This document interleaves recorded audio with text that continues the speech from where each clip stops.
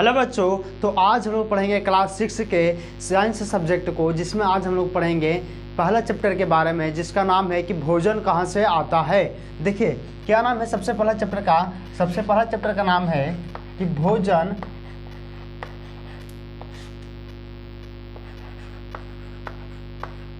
कहाँ से आता है।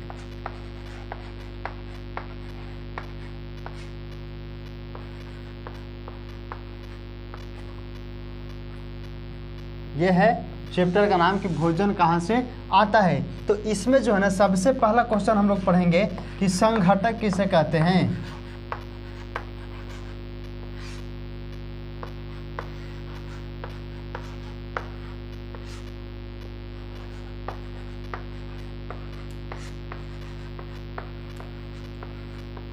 संघटक किसे कहते हैं, तो सबसे पहले हम लोग लिख लेंगे, उसके बाद उसके बारे में समझेंगे यानी कि जानेंगे। सबसे पहले हम लोग लिख लेते हैं, तो इसका उत्तर लिखेंगे कि भोजन बनाने के लिए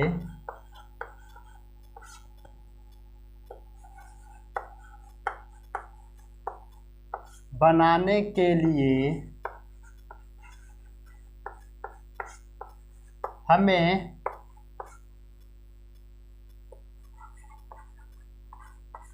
कई सारी चीज़ों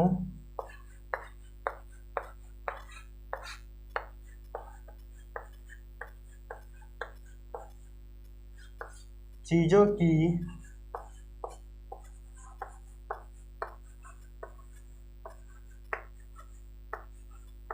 आवश्यकता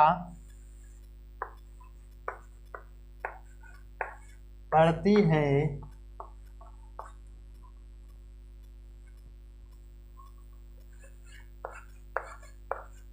उसे ही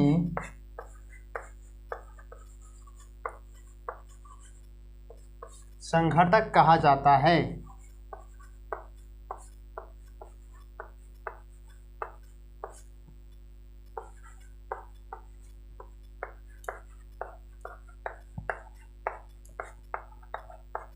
जैसे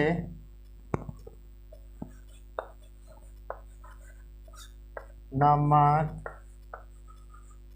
तेल, पानी,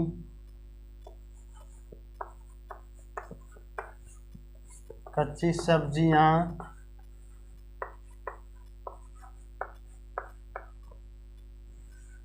और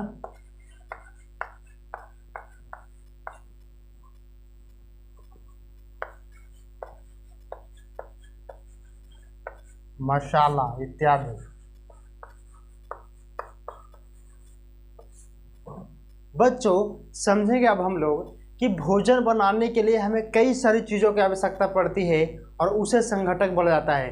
तो जब हम लोग भोजन बनाते हैं तो हमें कई सारी चीज़ों की आवश्यकता पड़ती है। कौन कौन सी चीज़ की आवश्यकता पड़ती है, जैसे कि नमक, तेल, मसाला, कच्ची सब्जियां, पानी, ये सभी चीज़ों की होना आवश्यकता है, तभी तो हम खाना बना पाएंगे। और ये सब कुछ जब आपस में मिला दीजिएगा ना, जब एक साथ कर दीजिएगा, तो उसी को बोला जाता है संगठक। कि आप लोग संगठक की परिभाषा किस रूप में दर्शाएंगे कि भोजन बनाने के लिए हमें कई सारी चीज़ों की आवश्यकता पड़ती है और उसे संगठक बोला जाता है। जैसे नमक, तेल, मसाला, कच्ची सब्जियां, ये सभी क्या है, संगठक है। तो इसका आप लोग स्क्रीनशॉट लीजिए और इसको आप लोग लिख लीजिए। फिर उसके बाद हम लोग आगे बढ़ते हैं। अब अगले क्वेश्चन की ओर बढ़ेंगे कि खाद्य पदार्थों का स्रोत किसे कहा जाता है। तो इसको आप लोग लिख लिए होंगे। अब हम लोग आगे बढ़ते हैं।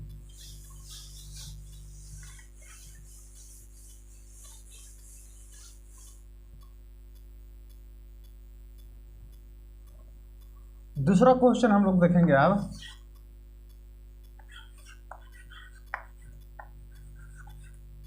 खाद्य पदार्थों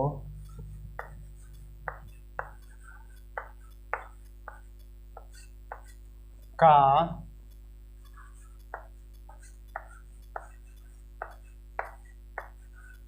स्रोत किसे कहते हैं।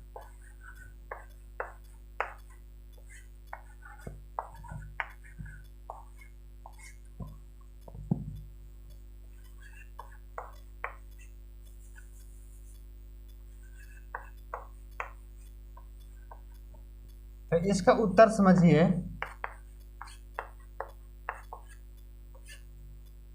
जिन जिन चीजों से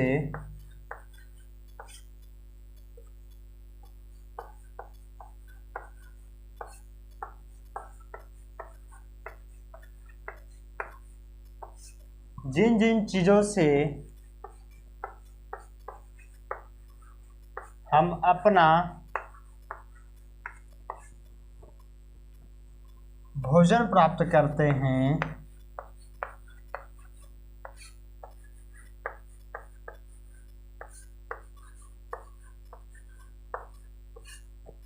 भोजन प्राप्त करते हैं,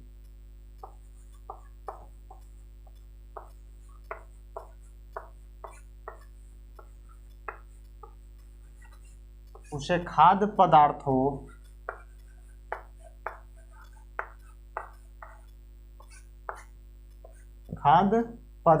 का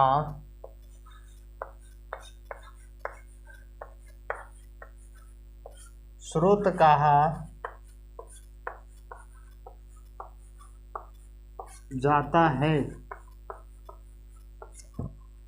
अब है कि खाद्य पदार्थों का स्रोत किसे बोलेंगे, तो जिन जिन चीज़ों से हम अपना भोजन प्राप्त करते हैं उसे बोला जाता है खाद्य पदार्थों का स्रोत।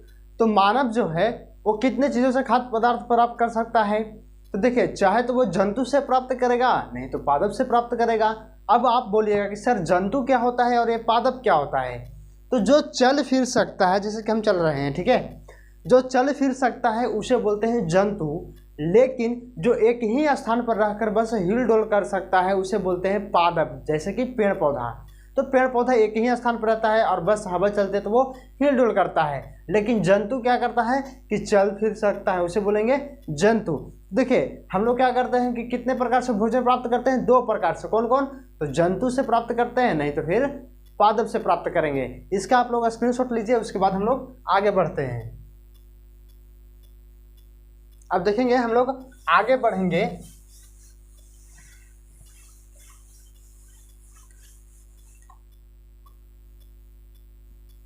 तो आगे देखिए एक पॉइंट ऐसा बना लीजिएगा और लिखिएगा कि हम लोग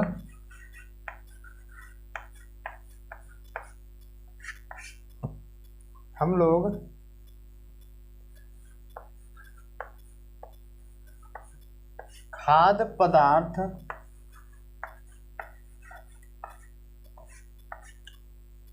दो तरह से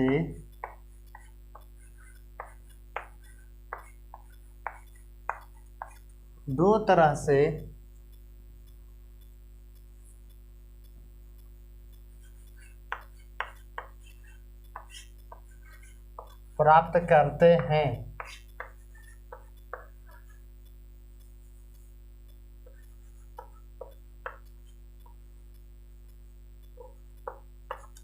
प्राप्त करते हैं सबसे पहले क्या,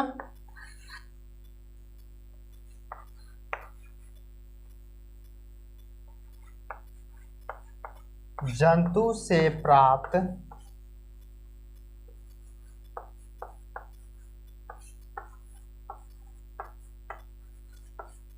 खाद्य पदार्थ,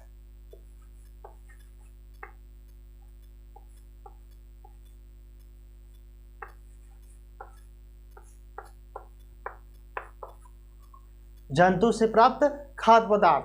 तो जिसे हम जंतु से प्राप्त करेंगे उसे बोलेंगे जंतु से प्राप्त खाद्य पदार्थ। तो जंतु से हम लोग क्या क्या प्राप्त कर सकते हैं, जैसे कि मांस। देखिए जंतु से प्राप्त खाद्य पदार्थ, तो जंतु से हम लोग क्या क्या प्राप्त कर सकते हैं, जैसे कि मांस, ठीक है। तो मुर्गी जब है, मुर्गी को हम लोग काटते हैं तो उससे क्या प्राप्त होता है, हम लोगों को मांस प्राप्त होता है। फिर क्या खा सकते हैं हम लोग जंतु से, तो अंडा। अंडा कहाँ से प्राप्त होता है, मुर्गी से, अंडा। उसके बाद हो जाएगा दूध, और बहुत सारी चीज प्राप्त करते हैं, जैसे कि पनीर हो गया, दही हो गया। तो दही किससे बनती है, दूध से बनती है। पनीर किससे बनती है, दूध से बनती है। तो हम लोग पनीर और दही को नहीं लिखें, क्योंकि अगर दूध लिख दिए तो दूध से न बनता है पनीर और दही। तो यानी कि हम लोग किससे, दूध जो है हम लोग किससे प्राप्त किए, तो जंतु से प्राप्त किए। उसके बाद है अगला दूसरा नंबर कि पादप से प्राप्त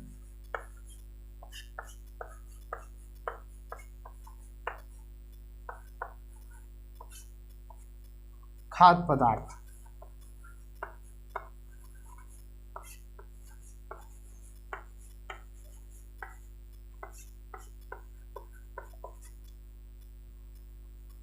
पादप कहने का मतलब होता है कि पेड़ पौधा, हम लोग क्या देखेंगे, पादप से प्राप्त खाद्य पदार्थ। तो पादप से हम लोग क्या प्राप्त कर सकते हैं, गेहूं। पादप कहने का मतलब क्या होता है, पादप कहने का मतलब होता है कि पेड़ पौधा। तो पेड़ पौधा से हम लोग क्या प्राप्त कर सकते हैं, गेहूं प्राप्त करते हैं। फिर उसके बाद चावल, चावल धान से बनता है ना, धान कहाँ से प्राप्त होता है, पेड़ पौधा से। चावल, फिर दाल, वनस्पति तेल,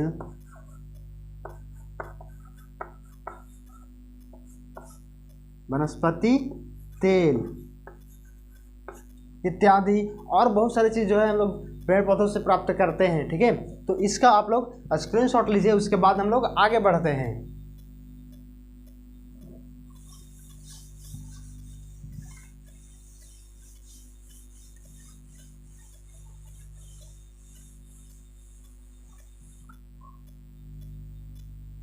बच्चों अब हम लोग आगे बढ़ेंगे और तीसरा क्वेश्चन की ओर आगे बढ़ते हैं। तो हम लोगों का तीसरा क्वेश्चन जो है वो है कि कच्ची सामग्री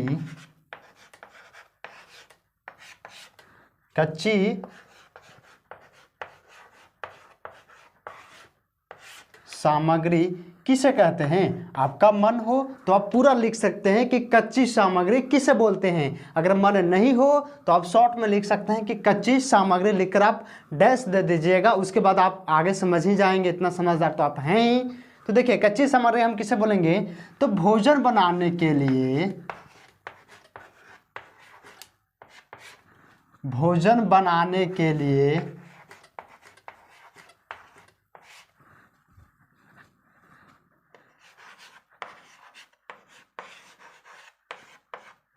भोजन बनाने के लिए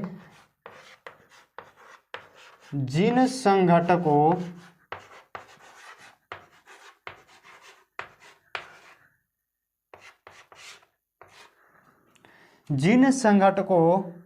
का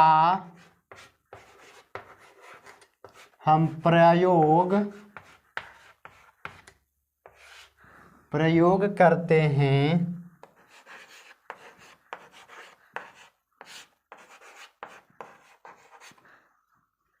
उसे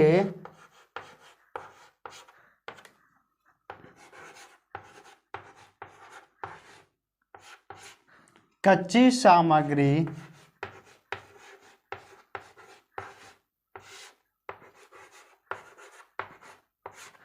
कहा जाता है।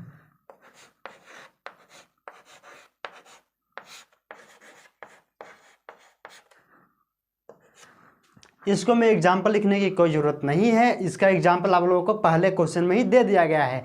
यहाँ पे क्या कह रहा है क्वेश्चन में आंसर इसका, देखिए यहाँ पे क्या लिखा हुआ है, संगठकों। तो संगठक किसे कहते हैं, तो भोजन बनाने के लिए हमें कई सारी चीज़ों की आवश्यकता पड़ती है, जैसे नमक, तेल, मसाला, हरी सब्जियां, ये सभी क्या है, संगठक है। तो यहाँ पर यही तो बोल रहा है कि भोजन बनाने के लिए जिन संगठकों यानी कि नमक, तेल, मसाला ये सभी का प्रयोग करते हैं उसी को हम लोग बोलते हैं कच्ची सामग्री। क्या बोलते हैं, कच्ची सामग्री। अब हम लोग आगे बढ़ेंगे और अगले क्वेश्चन की ओर बढ़ेंगे, यानी कि चौथा नंबर क्वेश्चन को हम लोग देखेंगे।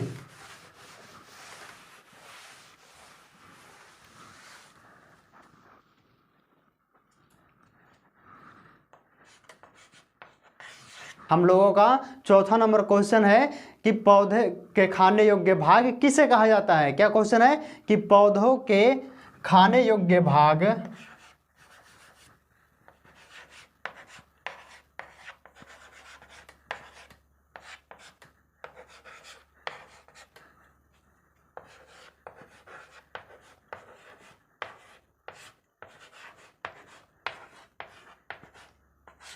खाने योग्य भाग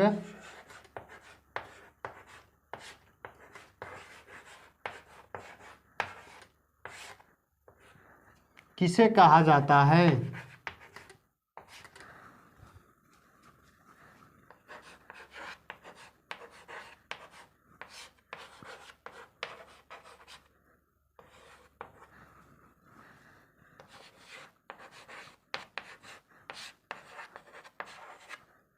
इसका उत्तर लिखिएगा कि कुछ पौधों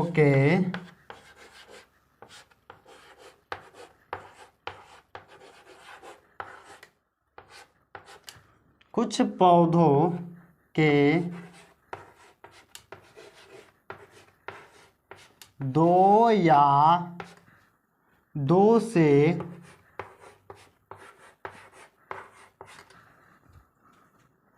अधिक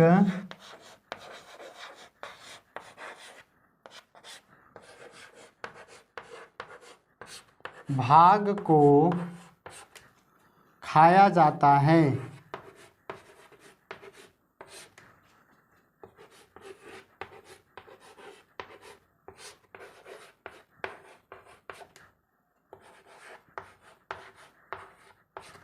उसे ही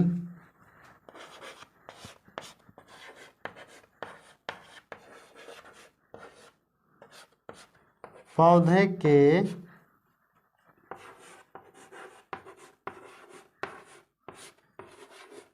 खाने योग्य भाग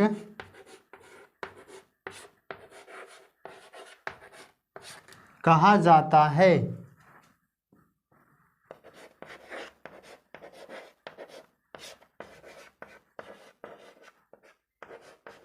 जैसे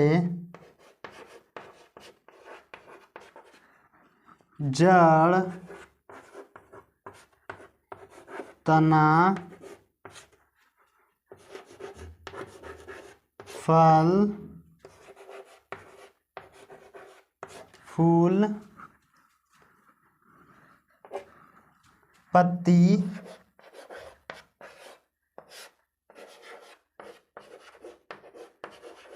इत्यादि। देखिए कि पौधों के खाने योग्य भाग किसे कहा जाता है। तो कुछ पौधे ऐसा होता है ना जिसका हम लोग दो या दो से अधिक भाग को खाते हैं और उसे ही पौधों के खाने योग्य भाग बोला जाता है। जैसे जड़, तना, फल, फूल, पत्ती। तो देखिए हम लोग कुछ पौधों को नाम जानेंगे और उसके खाने योग्य भाग के बारे में जानेंगे। तो इसका आप लोग लिख लीजिए स्क्रीनशॉट लेकर, उसके बाद हम लोग आगे बढ़ते हैं। अब हम लोग आगे बढ़ेंगे।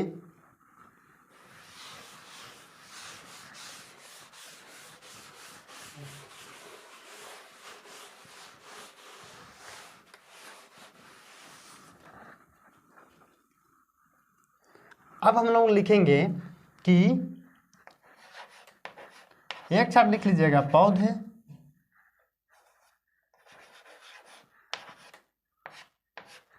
पौधे और दूसरी साइड लिख लीजिएगा खाने योग्य भाग।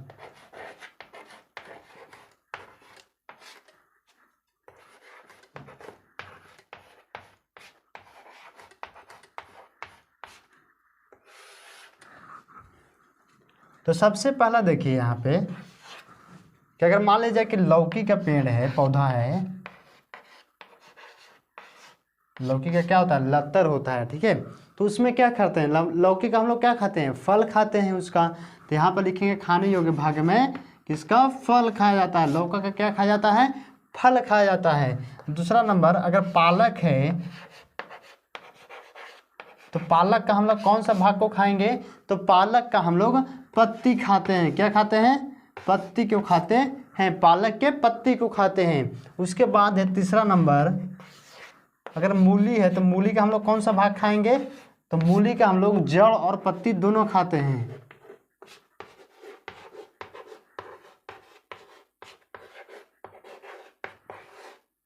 जड़ और पत्ती, जैसे कि मूली लाते होंगे आपके घर में आपके पिताजी, तो माता जी क्या करती होंगी कि जब भी सब्जी बनाती होंगी तो सब्जी में क्या डालती होंगी, मूली का जड़ और पत्ती दोनों डालती होंगी, ताकि सब्जी जो है ना जिसका स्वाद जो है और ज़्यादा बढ़ जाए। उसके बाद है चौथा नंबर कि अगर मान लिया जाए कि केला का पेड़ है तो उसका क्या खाएंगे हम लोग, केला के पेड़ का, तो उसका हम लोग खाते हैं, फल खाते हैं। ऐसे बहुत सारे पौधे हैं जिसका हम लोग फल और पत्ती दोनों खाते हैं।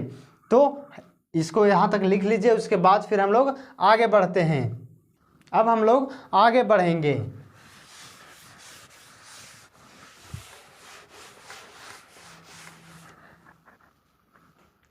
और आगे देखेंगे अब अगला क्वेश्चन कि अंकुरन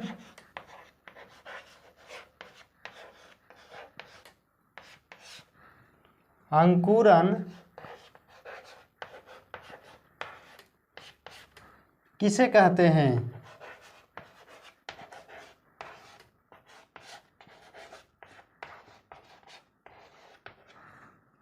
अंकुरन किसे कहा जाता है? अगला क्वेश्चन, इसका उत्तर लिखेगा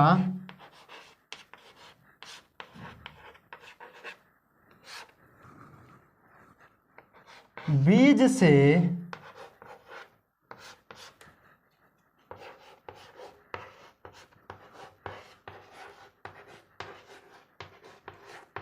शिशु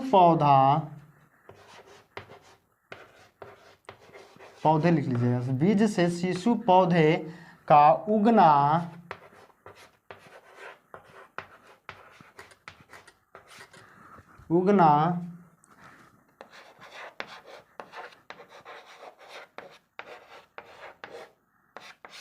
अंकुरन कहलाता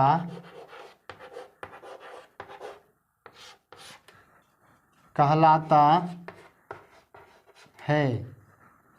जैसा समझिए यहाँ पे कि मान लिया जाए कि यह क्या है कि चना का बीज है। मान लेते हैं कि यह चना का बीज है, ठीक है। और इसको जब हम लोग फूलने के लिए डालेंगे तो इससे क्या निकलेगा? एक छोटा सा पौधा निकलेगा, उजला का निकलता है ना। घर में देखे होंगे कि जब भी मम्मी चना को फुलाती होंगी, सुबह में निकालती होंगी, फिर उसको कपड़ा में बांधती होंगी, तब वह अंकुरित हो जाता है, यानी कि उससे एक सफ़ेद रंग का धागेनुमा संरचना का निकलता है। तो ये दोनों सफ़ेद रंग का और ये चना का बीज दोनों को जब आपस में मिला देंगे तो इसी को बोलेंगे हम लोग अंकुरन। क्या बोलेंगे? इसी को हम लोग अंकुरन बोलते हैं। लेकिन इस धागेनुमा संरचना को हम लोग बोलते हैं अंकुर। क्या बोलते हैं? अंकुर बोलते हैं। अब देखिए अगला क्वेश्चन हम लोग लिखेंगे कि अंकुर किसे बोलेंगे, यानी कि अंकुर किसे कहते हैं। तो अगला क्वेश्चन लिखिएगा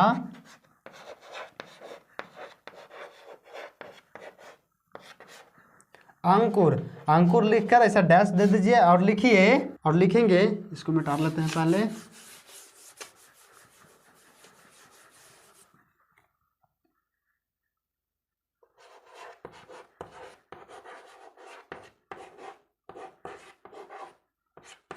अंकुरित बीज से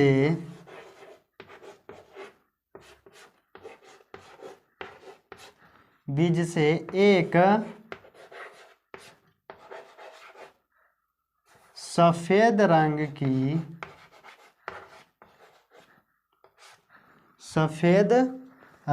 की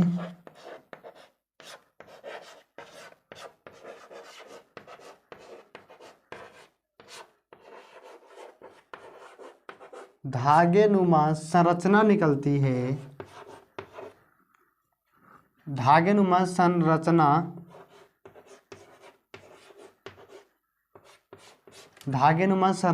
को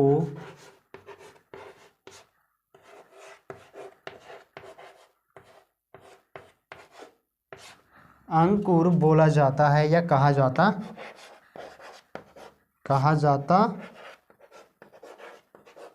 है। अभी हम क्या बोले कि मान लिया जाए कि यह क्या है? चना का बीज है, ठीक है।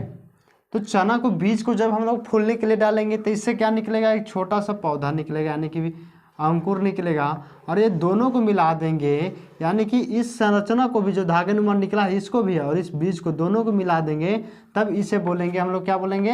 अंकुरन बोलेंगे। लेकिन अगर सिर्फ इस धागेनुमा संरचना की बात की जाए तब इसे बोलते हैं, बस यहाँ से जो धागा निकला है ना इसी को अगर इसका बात सिर्फ किया जाए तब इसको बोलते हैं हम लोग अंकुर। क्या बोलते हैं? अंकुर बोलते हैं। अब इसका आप लोग स्क्रीनशॉट लीजिए, उसके बाद हम लोग आगे बढ़ते हैं। अब आगे बढ़ेंगे हम लोग, तो इसको पहले मिटा लेते हैं, आगे बढ़ेंगे फिर।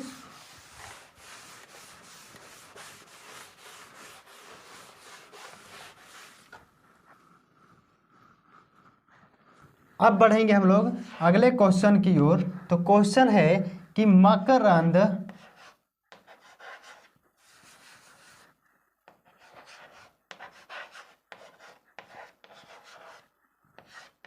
मकरंद जिसे नेक्टर भी बोलते हैं हम लोग,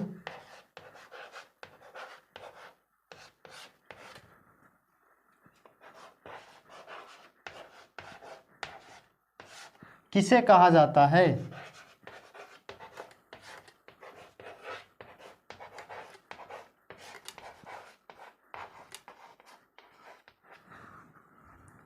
मकरंद जिसे नेक्टर भी बोलते हैं हम लोग, तो किसे कहेंगे, यानी कि मकरंद किसे कहा जाता है?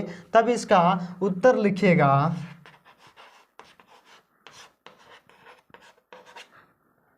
कि मधुमक्खियों द्वारा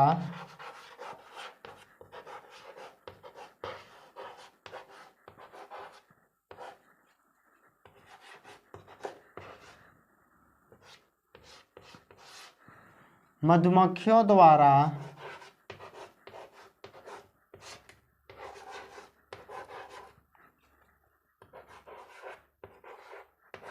इकट्ठा की गई फूल की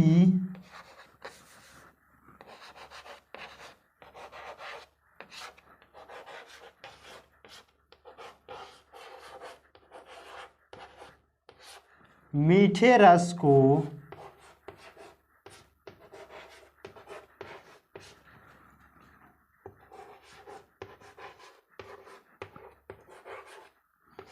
मकरंद या नेक्टर कहा जाता है।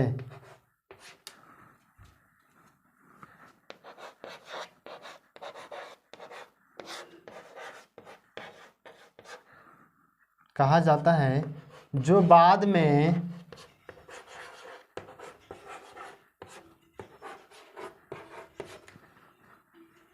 शहद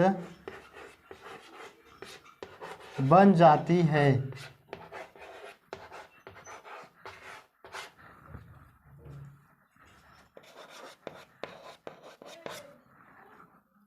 देखिए मकरंद किसे बोलेंगे? मकरंद जिसे हम लोग नेक्टर के नाम से भी जानते हैं।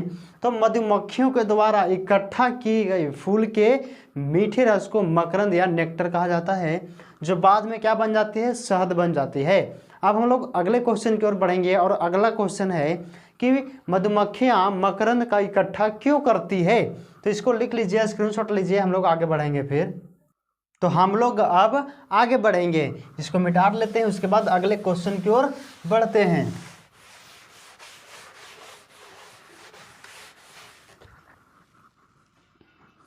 हम लोग बढ़ेंगे अब अगले क्वेश्चन की ओर। हम लोगों का अगला क्वेश्चन है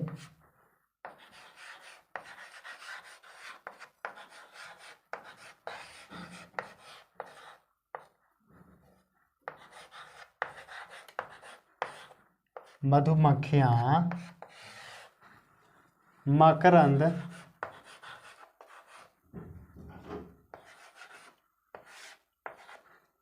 का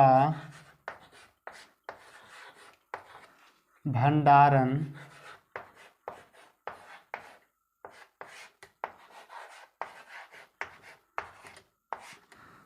क्यों करती है?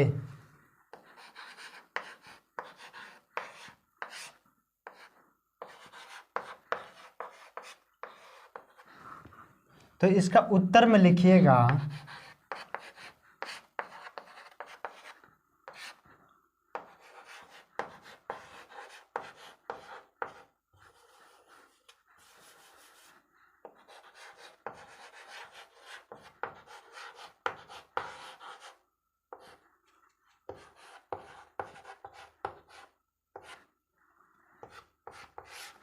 मधुमक्खियाँ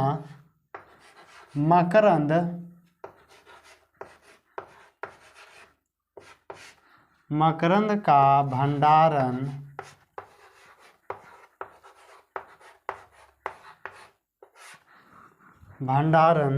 इसलिए करती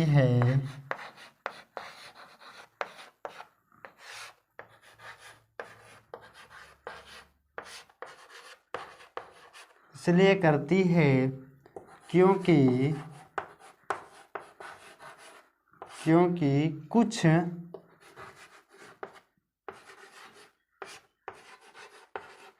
कुछ फूल और उनके मकरंद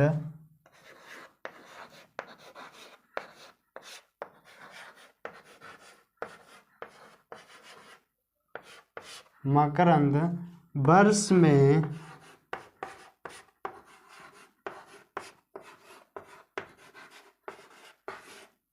एक ही बार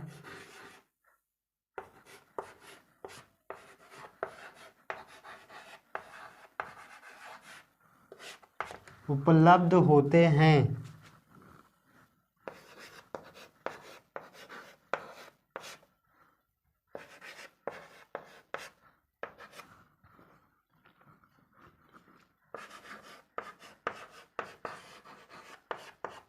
इसीलिए मधुमक्खियाँ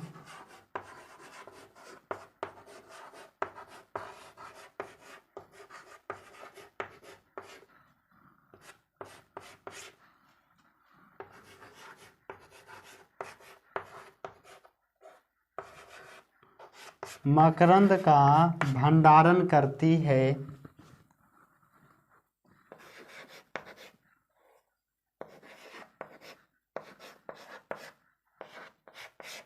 भंडारण करती है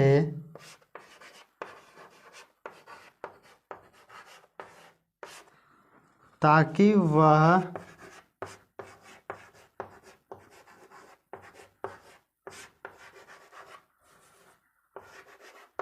सालों भर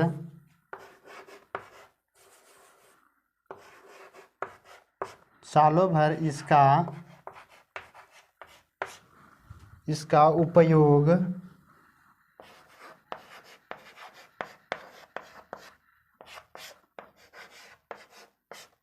कर सके। देखिए, मधुमक्खियाँ जो होती है वो मकरंद का इकट्ठा क्यों करती है? तो देखिए यहाँ पे समझिए, इकट्ठा यानी कि भंडारण क्यों करती है आखिर भाई? तो मधुमक्खियाँ जो होती है वो मकरंद का भंडारण इसीलिए करती है ना, क्योंकि कुछ पौधे ऐसे होते हैं ना जिनका फूल और मकरंद जो होती है वो साल भर में एक ही बार होता है। इसीलिए वो कर लेते हैं इकट्ठा, ताकि जो है ना आगे चलकर कोई दिक्कत ना हो। अगर मकरंद नहीं मिलेगा तो मधुमक्खियाँ क्या जीवित नहीं रह पाएंगी, उसको भोजन मिलेगा ही नहीं तो वो जीवित रह पाएंगी नहीं। तो इसीलिए जो है ना वो अपना भोजन का व्यवस्था पहले से ही कर लेती है, यानी कि वो इकट्ठा कर लेती है। और जब वो शहद बन जाता है ना तो आदमी क्या करता है ना कि उसको जाता है और मधुमक्खियों को भगा देता है वहाँ से और वो शहद निकाल लेता है। ये गलत बात है, नहीं निकालना चाहिए, समझे? तो यहाँ पे समझिए कि मधुमक्खियाँ क्या करती है कि मकरंद का भंडारण करती है ताकि वह सालों भर उसका जो है उपयोग कर सके। ठीक है, अब हम लोग आगे बढ़ते हैं अगले क्वेश्चन की ओर। इसको आप लोग स्क्रीनशॉट ले लीजिए। तो चलिए अब हम लोग आगे बढ़ते हैं, इसको हम लोग पहले मिटा लेते हैं।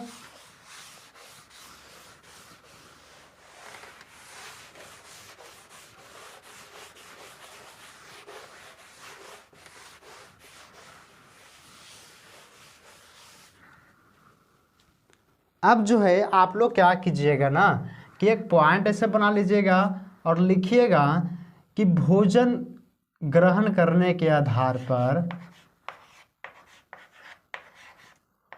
भोजन ग्रहण करने के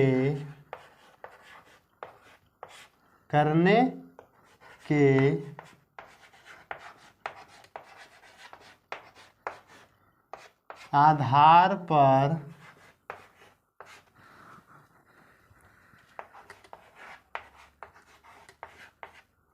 जंतु 3 प्रकार के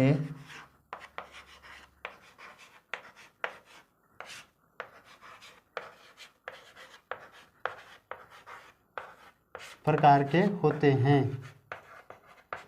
नंबर फर्स्ट यानी कि पहला, तो पहला क्या?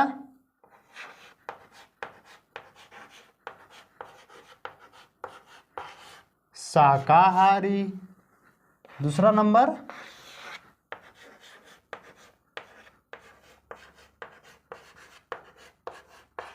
मांसाहारी और तीसरा नंबर सर्वाहारी। देखिए भोजन ग्रहण यानी कि भोजन खाने के आधार पर जो होता है जंतु 3 प्रकार के होता है। कौन कौन? शाकाहारी, मांसाहारी, सर्वाहारी। एक बार आपको फिर से बता देते हैं कि जंतु किसे कहते हैं। तो जो चल फिर सकता है उसे बोलते हैं जंतु, लेकिन जो एक ही स्थान पर खड़ा रहकर बस हिल डुल कर सकता है उसे बोलते हैं पेड़ पौधा यानी कि पादप। ठीक है, तो अब हम लोगों का ये लास्ट टॉपिक है, जैसे कि हम लोग पढ़ेंगे शाकाहारी या मांसाहारी और सर्वाहारी। उसके बाद ये चैप्टर हो जाएगी हम लोगों का खत्म। उसके बाद आप लोग क्वेश्चन बना सकते हैं आराम से, कोई दिक्कत नहीं होगी। तो देखिए हम लोग आगे पढ़ेंगे शाकाहारी के बारे में। तो चलिए हम लोग आगे बढ़ते हैं। आप लोग इसका स्क्रीनशॉट ले लिए होंगे। चलिए अब हम लोग आगे बढ़ेंगे।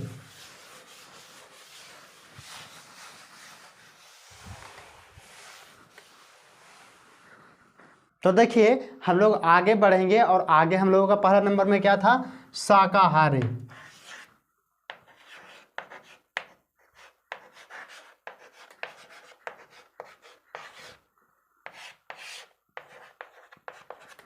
यानी कि शाकाहारी किसे बोलेंगे? तब लिखेंगे कि वे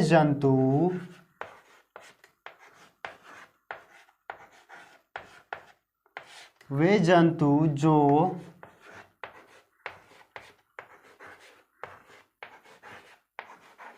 केवल, यहाँ पे केवल लिखा हुआ है, अच्छा मिटा कर लिख देते हैं फिर से, केवल पादप या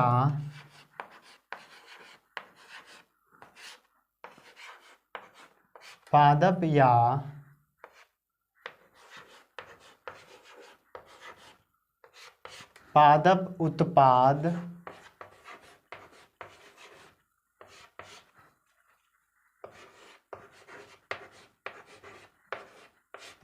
खाते हैं उसे शाकाहारी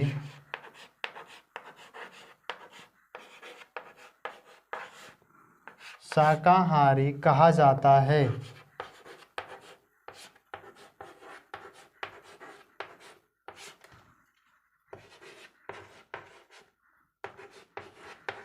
जैसे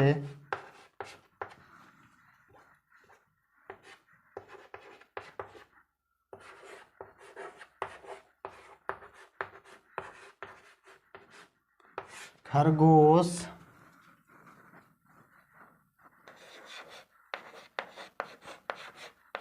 भैंस,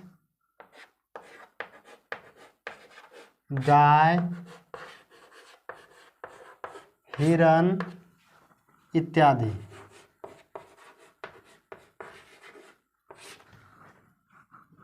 देखिए शाकाहारी किसे बोलेंगे? तो वे जंतु जो केवल पादप या पादप उत्पाद खाते हैं उसे बोला जाता है शाकाहारी।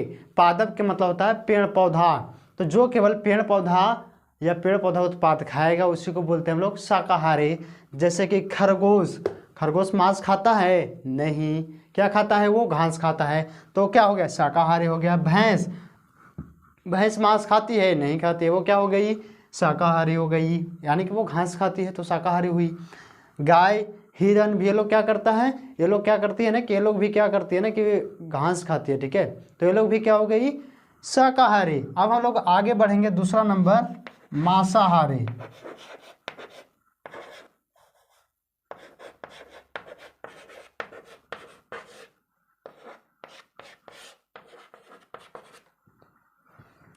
तो मांसाहारी में देखेंगे हम लोग कि वे जंतु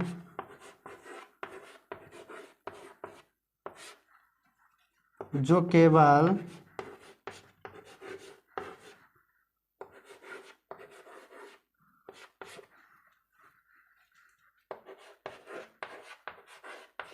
जंतु या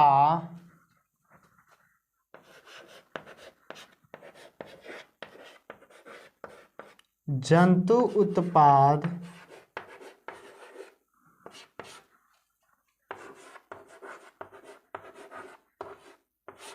खाते हैं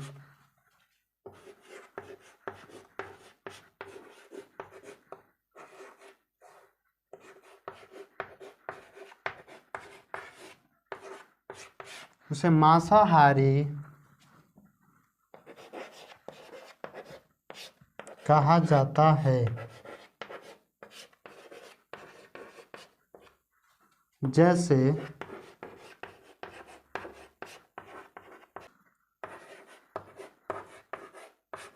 शेर, बाघ।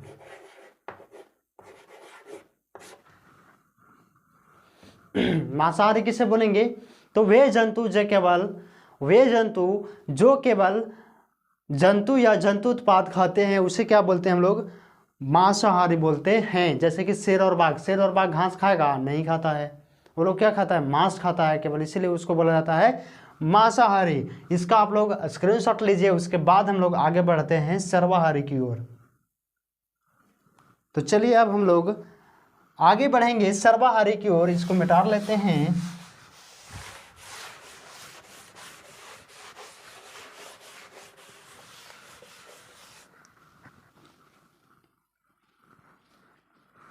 अब हम लोग देखेंगे तीसरा नंबर में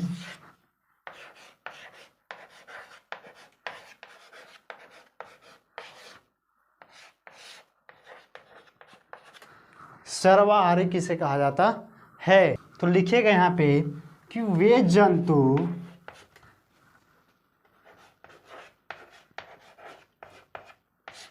जो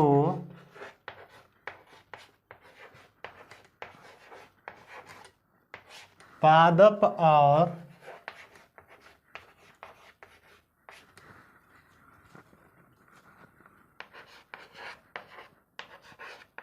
जंतु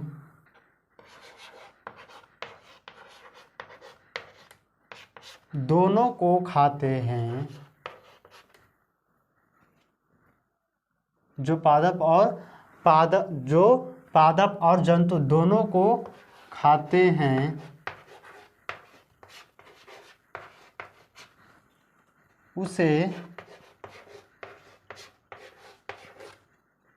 सर्वाहारी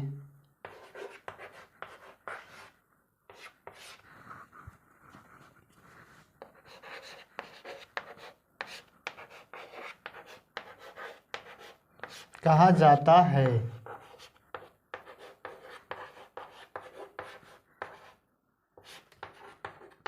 जैसे मनुष्य,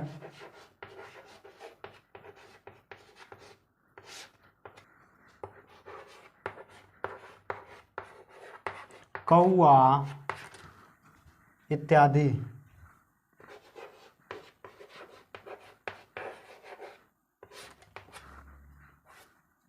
देखिए सर्वाहारी किसे बोलेंगे? तो वे जंतु जो पादप और जंतु दोनों उत्पाद को खाएगा उसे बोलते हैं हम लोग सर्वाहारी। जैसे कि मनुष्य जो है, मनुष्य क्या खाता है? साग भी खाता है, मांस भी खाता है, तो वो क्या हो गया? सर्वाहारी। दोनों चीज़ को खा रहा है। कौआ है तो वो मांस भी खाता है और साग वगैरह भी खाता है। वो क्या करता है कि पत्ता यानी कि पत्ती को भी खाता है वो, तो उसको क्या बोलेंगे हम लोग? सर्वाहारी। तो हम लोगों का चैप्टर जो है यहीं पे समाप्त होता है और हम लोग अगले वीडियो में यानी कि नेक्स्ट क्लास में जो है हम लोग इसका सॉल्यूशन देख लेंगे। जो चैप्टर में अध्याय में जो दिया गया है क्वेश्चन उसको हम लोग पढ़ लेंगे यानी कि उसका सोल्व कर लेंगे।